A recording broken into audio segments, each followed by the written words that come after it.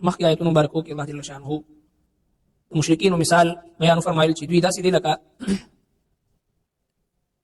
ړوند او کوڼ. اگر چې دا مشرکین په ظاهره باندې سترګې غړي او تا ته ګوري، خو په حقیقت کې دوی ړانده دي، ځکه چې دوی د زړه سترګې هغه بندې دي، حق نه ویني. او اگر چې په ظاهره باندې تا سره خبرې کوي او ستا خبرې اوري، خو په حقیقت کې دوی کاڼه دي، ځکه چې دوی حق نه اوري. نو چې کوم کوڼ او ړوند وي هغې ته ته نشي اورولی او نه په خبره باندې پوهولی شي. الله تبارک وتعالی په چا باندې ظلم نه کوي، بلکې دوی دا خلک په خپل ځان باندې ظلم کوي چې دا شرک اختیاري، کفر اختیاري او د ګناه معصیت ژوند تیری، نو خپل ځان سره ظلم کوي. الله تبارک وتعالی والله يدعو الى دار السلام، الله تبارک وتعالی خپل بندگان دار السلام طرف ته، جنت طرف ته رابلي. ويهدي من يشاء الى صراط مستقيم، نیغ لار ورته ښیي، د هدایت لار ورته ښیي. والله يعدكم مغفرة وفضلا، الله تبارک وتعالی تاسو سره د مغفرت وعده کوي، د بخښنې وعده کوي، او د خپل فضل او د کرم او د فراخ رزق وعده کوي. دا شیطان دی چې وسوسې اچوي او د رزق د تنګۍ وسوسې اچوي او دغه شانتي د ناامیدۍ وسوسې اچوي او د الله تبارک وتعالی د ذات نه د الله بندگان نا امید کولو کوشش کوي. دا د شیطان کوشش. الله رب العالمین خپل بندگانو ته دعوت ورکوي، یا عبادی الذین اسرفوا، زما هغه بندگانو چې په خپل ځان باندې ظلم کړی دی، لا تقنطوا من رحمت الله، زما د رحمت نه امید کیږئ ما. ان الله یغفر الذنوب جميعا، بشک الله تبارک وتعالی بس تاسو ټول ګناهونه معاف کی. انه هو الغفور الرحیم، بشک دی بخون کی رحم کون کی دی. نو ان الله لا یظلم الناس، الله تبارک وتعالی په بندگان باندې ظلم نه کوي، په خپل ځان باندې خپل شرک او د کفر او د ګناه په وجه باندې په خپل ځان ظلم کوي. اوس د قیامت میدان حشر حالات ذکر کوي. ويوم يحشرهم، او په کوم ورځ چې بعد دوی راجمع کړي، کأن لم يلبثوا، لکه چې دوی نوی پاتې شوي دوی، الا ساعة من النهار، مگر یو ساعت د ورځې، يتعارفون بينهم، دوی به پیژني یو بل په خپل منځ کې، يتعارفون یو بل به پیژني دوی، بینهم په خپل منځ کې. قد خسر الذين، بشک تاوان وکړو او خلقو، کذبوا چې دروغ وګڼل،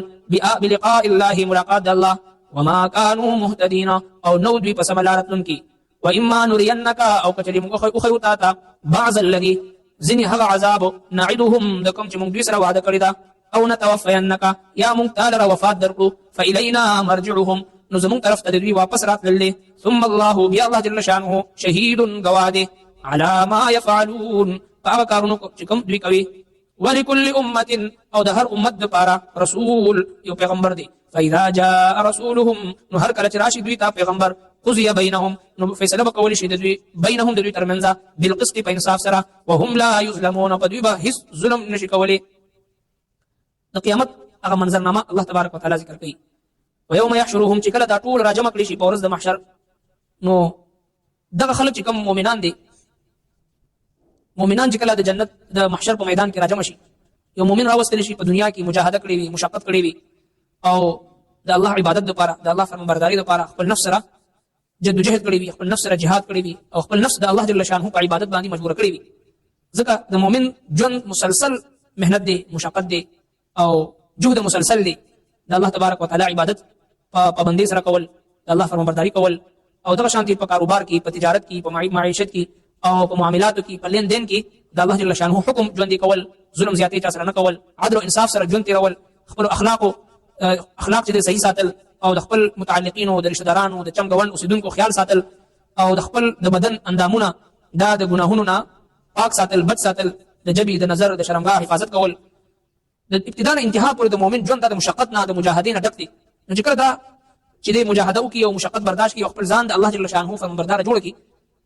نو چې کله د میدان محشر کې دی راشي، او محشر په میدان کې په باندې د جنت هوا ولګي، نو دا مؤمن بنده چې په دنیا کې قدم په قدم په مشقت کې او په تکلیف کې تیر کړی وي، د ټول ژوند هغه مشقتونه او تکلیفونه د ختم شي،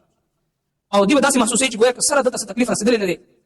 دغه شپته او یا اتیا سل کاله چې کوم مجاهده کړې ده، مشقتونه تکلیفونه برداشت کړي دي، خپل ګرمه نرمه بستر پرېښې ده، د الله عبادت لپاره راپاڅېدلی دی، او دغه شانتي خپل ژوند د الله رب العالمین د رضا لپاره وقف کړی دی.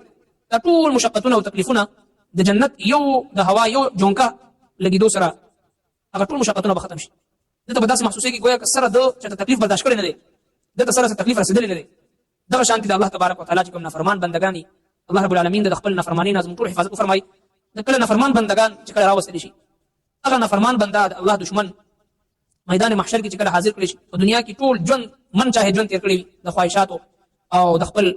د نفس د خواهشاتو باندې 100% عمل کړی وي او په خپل خوخه باندې د نفس په خوخه باندې ودکیدل د نفس په خوخه باندې را پاسیدل په جبه باندې چې سوي لغویل او په سترګو باندې سکتل او چې په کوم ځای کې خپل خواهش پوره کول بالکل آزاد ژوند تیر کړی وي د نفس په غلامۍ کې او خپل نفس نه خپل معبود جوړ کړی وي او داسې آزاد ژوند تیر کړی وي من چاهه ژوند تیر کړی وي رب چاهه ژوند نه تیر کړی چې کله د حشر په میدان کې دی حاضر کړی شي جهنم یو جونکه د هوا د تولېږي نو د ټول عمر هغه عیاشي د ټول عمر هغه راحت او عيش او عشرت او د ټول عمر هغه من چاهه ژوند هغه به هیر شي او دی به داسې محسوس کړي چې دې شي ما په دنیا کې یو ورځ یا نیمه ورځ دا تیر کړی دا کأنهم یوم يرونها لم يلبثوا الا عشيه او ضحاها دی به چې موږ په دنیا کې یو ورځ یا نیمه ورځ دا تیر کړی دا نو لہذا د دې دنیا غم مصیبت او پریشانی او بیماری او د دې دنیا جمله افتونه دا فانی دی نو لہذا د مؤمن لپاره خوش قسمتي ده چې د الله تبارک وتعالى رضا بالقضاء باندې ژوند تیري د الله جل شانه په فیصله باندې راضي اوسيږي او یو مجاهدي په بنیاد باندې ژوند تیري الله تبارک وتعالى فرمایي چې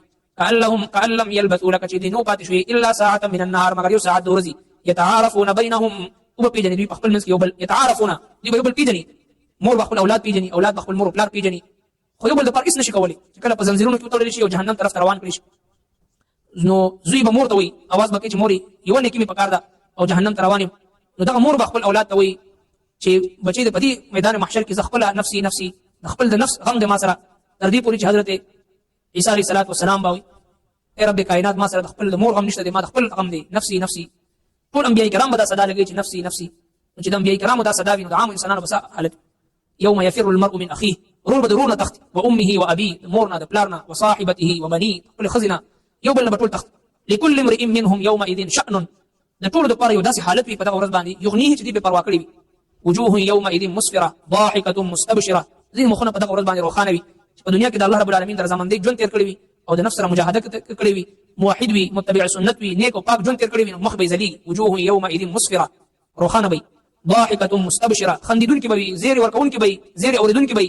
ووجوه او سمخونه بداسي وي چې د الله په نافرمانی کې ژوند تیر کړی وي عليها غبره هغه مخونه باندې ګرد غبار وي ترهقها قطره هغه باندې تقطر سیاهي خوروي داس اولئک هم الكفره الفجر دغه الله جل شانه فرمان کافران فاجران خلق بي ولهذا يتعارفون بينهم دی یو بل پیژني په خپل منځ کې دا ټول مور پلارونه خويان دي رشتہ داران قام قبيله خپلوان یو بل پیژني سترګو په وړاندې با بل جهنم ته روان کړي شي خو ورته نشي ویلي ځکه چې انسان خپل اعمال صحیح نه وي د بل بسي حدیث پاک نه قران نه احادیث نه ثابت دي چې کله انسان نیک وي هغه د بل شفاعت هم کولی شي او چې انسان خپل جهنم ته روان دي د بل بس شفاعت د امت چې کوم صلحا دي نیکان پاکان او متقیان پرهیزګاران حافظان قاریان عالمان شهدا نیکان پاکان خلق به د خپل دوستانو شفاعت کوي ځکه پیغمبر صلی الله علیه وسلم مبارک فرمایي چې همیشه دوستی کوي متقیان سره کوي پرهیزګاران خلق سره کوي چې دغه دوستی په قیامت د حشر په میدان کې هم پکاري ځکه صلحا متقیان پرهیزګاران به د خپل دوستانو شفاعت وکړي او دوه جهان سردار مبارک فرمایي چې المرء مع من احب هر کس قیامت پر دغه چا سره برابر پاسي چې چا سره دغه محبت وي زړه کې مینه وي چې چا سره د نیکانو مینه محبت پزړه کې وي هغه سره برابر پاس د نیکانو صالحانو متقیانو پرهیزګارانو خلقو لپاره پزړه کې حسد وي بغض وي کینه وي نفرت وي تنقیدونه وي اعتراضات وي اشکالات وي نو بیا قیامت پر هغه چا سره پاسي چې د چا پزړه کې د انسان مینه محبت وي الله تبارک وتعالى فرمایي چې يتعارفون بينهم دی به یو بل پیژني قد خسر الذين بشك تاوان کوم چې كذبوا بلقائنا دروغ غنل زم ملاقات الله ملاقات الله وما كانوا مهتدين او نو دوی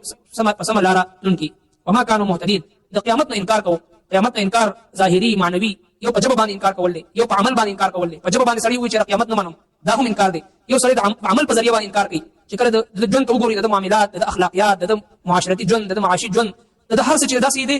داسې ښکاري لکه سره د قیامت منینا موږ تاسو د معاشري چې کوم حالات ګورو هر یو کس په داسې ظلم اخته دي په داسې ناانصافي په جبر او په داسې نافرمانی اخته دي چې عملي تور باندې دې خبره ثبوت ورکړي چې قیامت نشته دي او د مرګ نه بعد الله رب العالمین مخ ته ودرېدل تصور نشته دي او عمل زموږ استاد داسې ښکاري چې د چا دا تصور محکم او پختوي چې د الله رب العالمین مخ ته ودرېږم د یو شی حساب ورکوم هغه داسې عمل نه کوي چې کوم زموږ استاد معاشره موږ تاسو کولای الله جل شانه عمل توفیق ربنا تقبل منا انك انت السميع العليم وتب علينا انك انت التواب الرحيم